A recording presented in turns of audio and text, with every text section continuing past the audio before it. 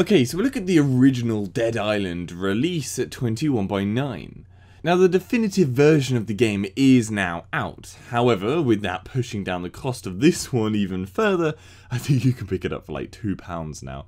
I'm sure some people will be looking for fixes to the numerous problems found within the original. So first of all, it is a weak ultra-wide title, there is no denying it. Natively, it does have 21.9 support.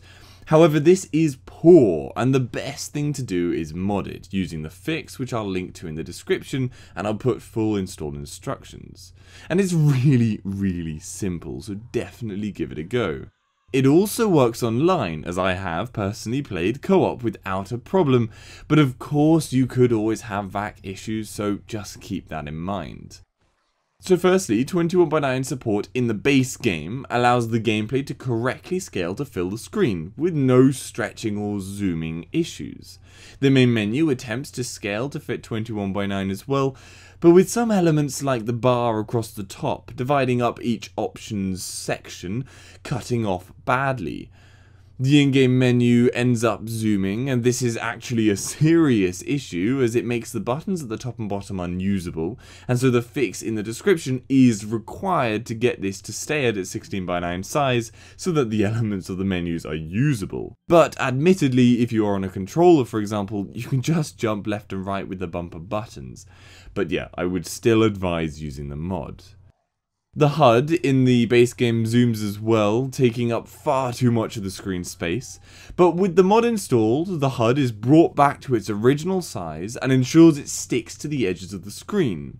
Furthermore, with the mod installed, loading screens are now 16:9, however there is a huge black bar on the far right, the combination of the two extra bits on the normal 21:9 screen when you're viewing 16:9 content, but this time they're just on the one side. It's a bit strange, but it's fine, you're not looking at it for long. In-game cutscenes now will scale correctly to fit the screen, and CGI cutscenes such as the one at the start of the game when you load it up every time, that is zoomed to fill the screen. I would have preferred black bars, but we have to make some concessions. I should note that this variation of the mod was made with 2560x1080 and not tested at 3440x1440, but I am recording at 3440x1440 and have played a load at this resolution and it works perfectly, so feel free to use both of them without any issues. Generally, you will see some slightly glitchy moments, both with character models and your camera view. There is significantly noticeable lighting flickering on the sides of the screen, exacerbated by higher FOVs, and on this point you will probably want to change your FOV setting.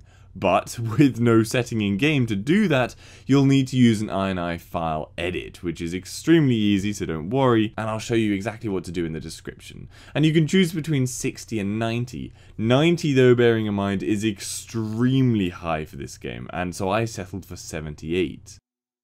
Now performance-wise, this game really falls down, and it's so bad that I don't think I could ever complete the game as it's too noticeable and just so uncomfortable to play.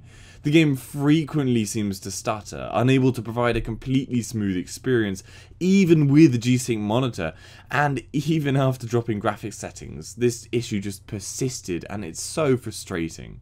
Also, there are a lot of noticeable pop-in and lighting issues, like I said, but they appear to be just to do with the game, and these points are not 21:9 specific, but they're still worth noting for anyone looking to play it. I must say that at this point, it's hard to recommend this game when you can just play Dying Light, which is a phenomenally great game that develops all the ideas in the Dead Island games and piles on even more abilities and a far larger world.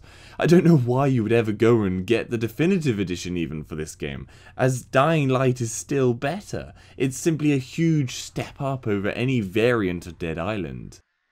So gameplay wise, it's a small world with very basic story. Admittedly, one thing it does get right is the fear factor. You're always stressed about getting attacked from any angle, and it can get eerily quiet with just the moans of the zombies hidden behind some of the hedges around you as you're walking away from the main road. However, combine this with some of the worst driving mechanics, basic, very shallow gameplay and shallow story, with huge performance issues that just plague the entire game. It's just got too many problems. And so taking all of this into consideration, I'd give the base game a WideAsFcuk score of 2 out of 5. Whilst it does have native support for 21x9, it really is far from perfect. However, with the mod installed, I'll give it a 3 with the removal of some of the more glaring issues of the native title. Anyway, I hope that gives you some information on how the game runs at 21x9. Give this video a like if you found it helpful, and subscribe for future info. For any of the games at 21x9, head over to my channel. Hopefully I've covered it. If I haven't, then leave a comment down below and I'll try and cover it. And if you'd like to donate to the channel, the links to my Patreon page are in the description. See you later.